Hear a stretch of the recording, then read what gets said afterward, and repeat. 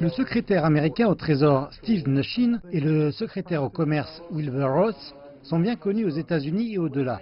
Le nouveau membre de l'équipe est le moins connu Larry Kudlow, le nouveau directeur du Conseil économique national de la Maison-Blanche.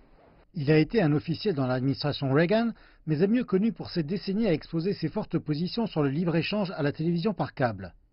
Il a des vues très différentes que les deux soi-disant faucons sur la Chine avec lesquels il voyagera et qui méritent un examen plus attentif.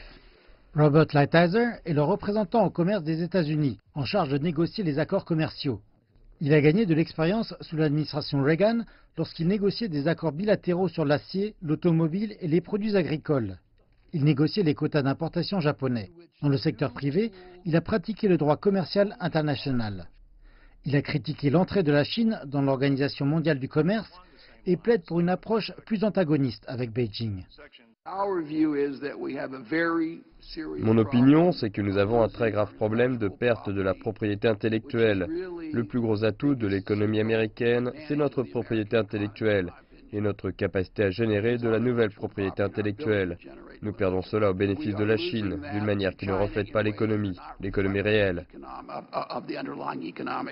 Lorsqu'il s'agit d'être un violent détracteur de la Chine, sans doute que personne à la Maison-Blanche ne l'est davantage que Peter Navarro, le directeur de la politique industrielle et commerciale.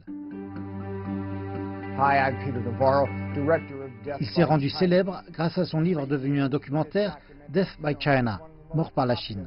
Le film a été ridiculisé par de nombreux économistes, mais Donald Trump l'a vu et l'a aimé.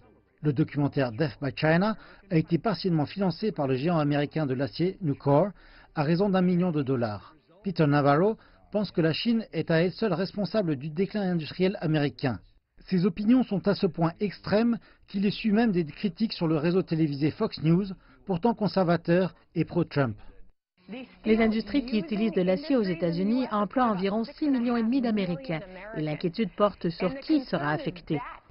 Puis-je répliquer maintenant ou bien allez-vous juste lire votre éditorial? Je ne pense pas qu'aucun pays dans le monde va répliquer, pour la simple raison que nous sommes le plus grand et le plus lucratif marché au monde. Monsieur Navarro, pensez-vous vraiment cela? Oui, je le crois.